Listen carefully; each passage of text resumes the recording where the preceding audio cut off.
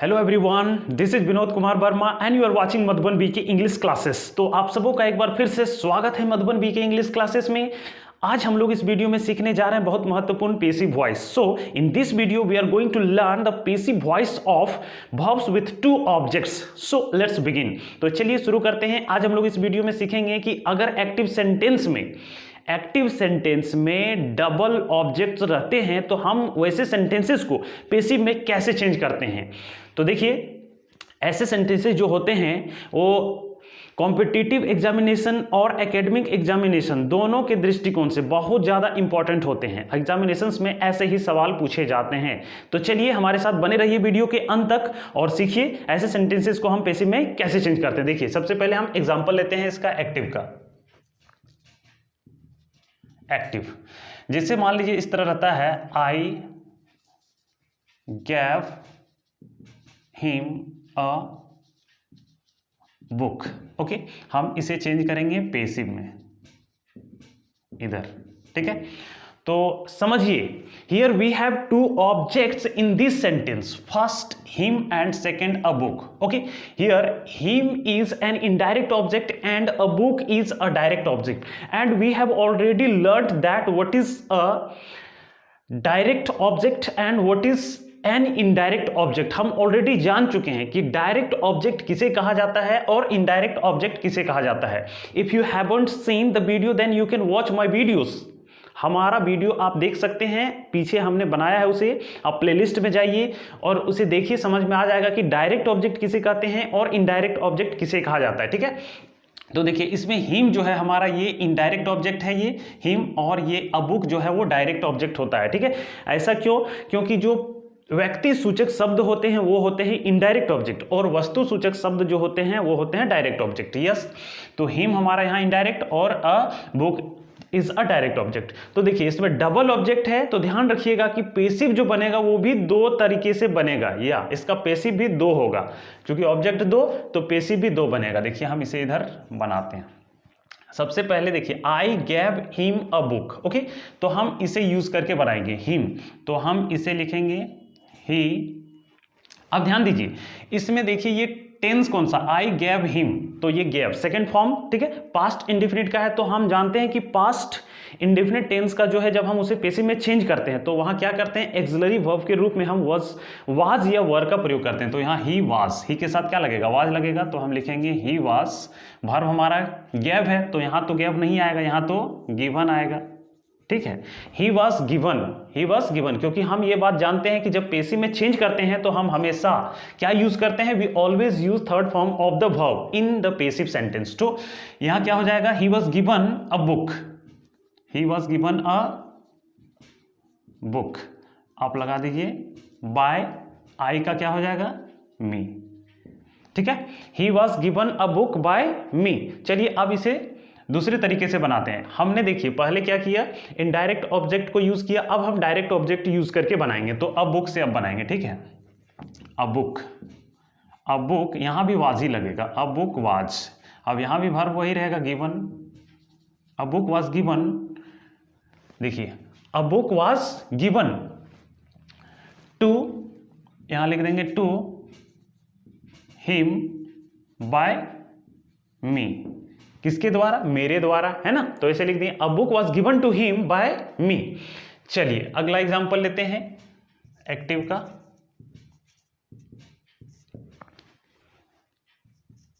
He handed her a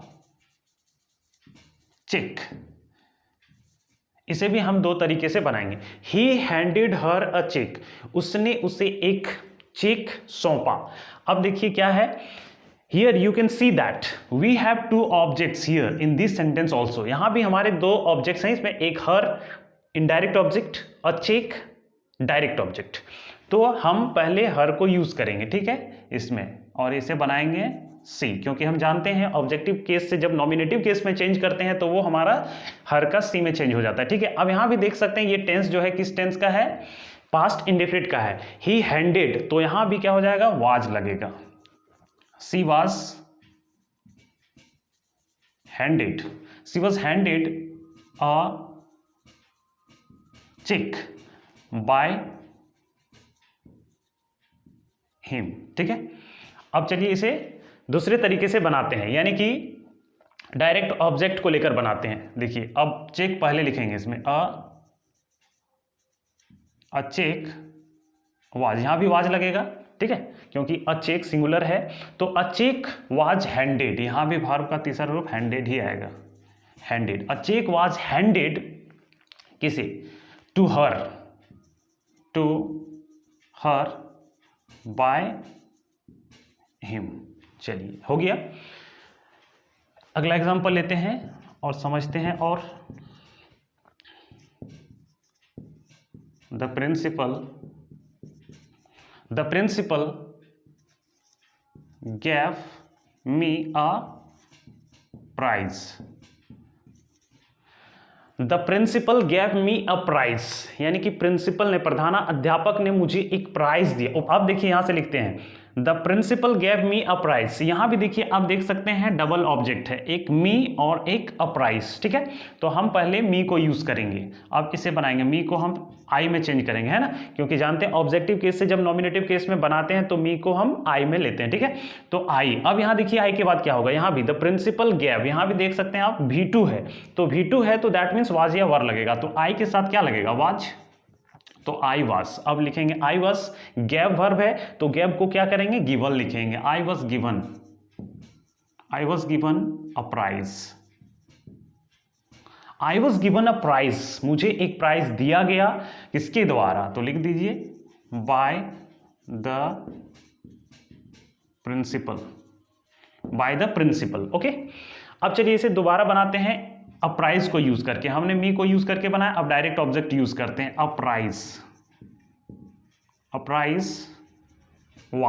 prize was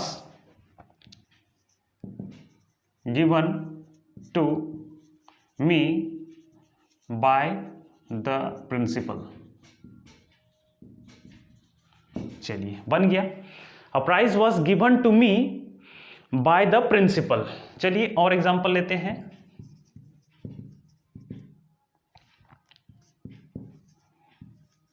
the manager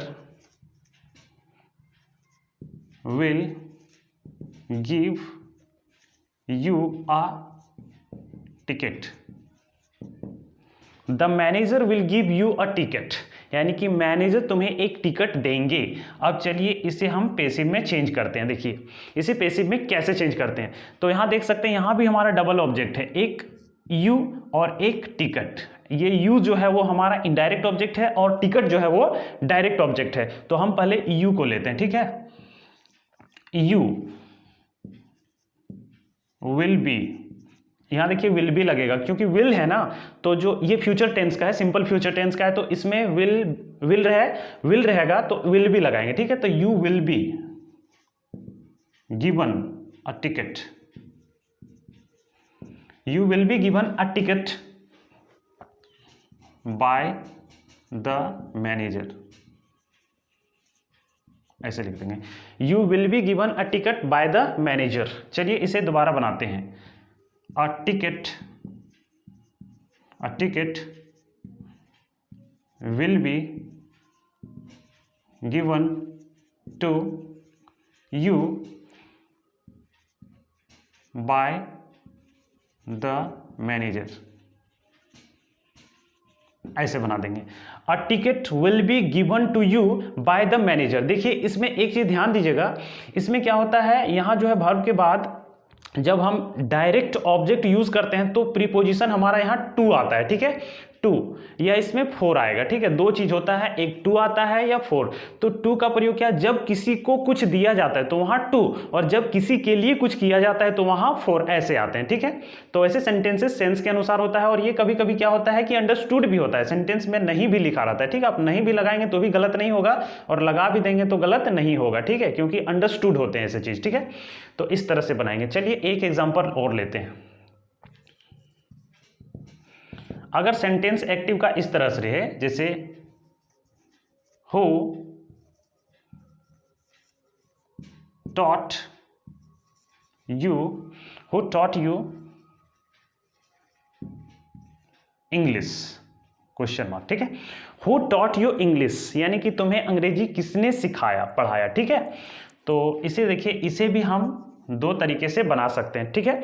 यहाँ भी हमारा डबल ऑब्जेक्ट है, एक यू और एक इंग्लिश है, ठीक है। तो हम पहले यू को यूज करेंगे, लेकिन ध्यान दीजिए इससे पहले आपको देखना है कि जो हु से सेंटेंसेस शुरू होते हैं एक्टिव में, तो उसे पेसिव में चेंज करने के लिए थोड़ा सा अलग रूल यूज किया जाता है ना। तो ऐसे क्या करते हैं, हु को बाय हुम में लगाना पड़ेगा आपको, बाय हुम से ऐसे लिखेंगे, बाय हुम। अब देखिए बाय हुम, अब यहां लगाते हैं हम was, by whom was English, by whom was English taught, by whom was English taught to you, ऐसे लिखेंगे। अब हमने देखिए यहाँ was का प्रयोग किया, ठीक है, क्यों, क्योंकि हम इंग्लिश पहले यूज किए। अब जब हम you यूज करेंगे तो फिर यहाँ वर आ जाएगा। देखिए इसको ऐसे बनाएंगे दोबारा, by whom वर यू, देखिए पहले इंग्लिश यूज किए थे, अभी हमने यू यूज किया, ठीक है। तो by whom were you, by whom were you taught English, ऐसे बना देंगे। By whom were you taught English, और एक बनेगा by whom was English taught to you, ऐसे, ठीक है। अगर इंग्लिश पहले लाएंगे, ठीक है, यानी कि डायरेक्ट ऑब्जेक्ट पहले लाएंगे, तो फिर आपका जो है ये वर्ब का तीसरा रूप यहाँ, उसके बाद टू के बाद आपका जो यू है वो लास्ट में चला जाएगा, और इस तरह से ये बना दें, by whom were you taught English. तो ऐसे हम डबल ऑब्जेक्ट्स वाले एक्टिव सेंटेंस को पेसिव में चेंज करते हैं, ठीक है। अब आप समझ गए होंगे कि कैसे बनाया जाता है। आप इस स्ट्रक्चर को देखिए और ऐसे सेंटेंसेस के आधार पर आप खुद से प्रैक्टिस कीजिए। You create so many sentences like this and try to change the active sentence into passive just like that and you will be able to change very easily। आसानी से आप भी चेंज कर सकते हैं, बस आपको करना क्या है, प्रैक्टिस। बस प्रैक्टिस करते जाइए और आप आराम से सीख जाएंगे। आज के लिए इतना ही है, okay.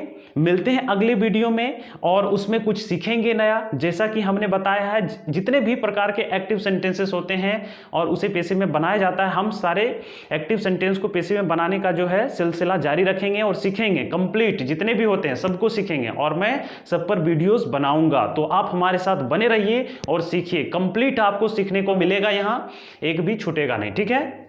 So that's all for today. See you in the next video. Thanks for watching.